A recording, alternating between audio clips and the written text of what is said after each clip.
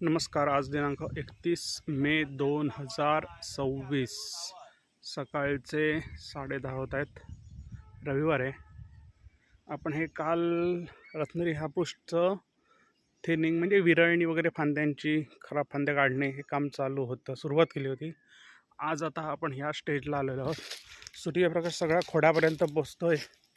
हे सगळं पातळ होत गेलं आहे. ह्या ज्या फांद्या होत्या, आता ही फांदी तिकडनं इकडे आली होती. ती आता आधी कुसू नाही, खराब होणे म्हणून आपण लांब कट केलेली आहे, अंगाबरोबर नाही, पण हळूहळू पातळ करून ते सगळं अंगाबरोबर आणून त्याची उंची कमी करण्याचा विचार आहे. हे काल आपण हातात घेतलेलं होतं ते हे कलम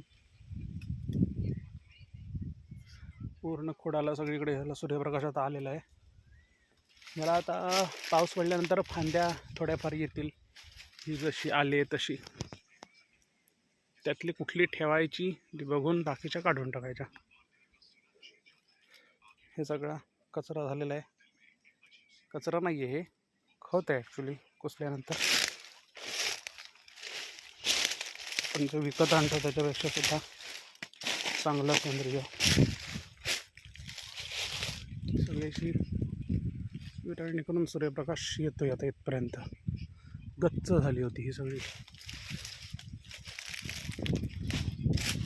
तर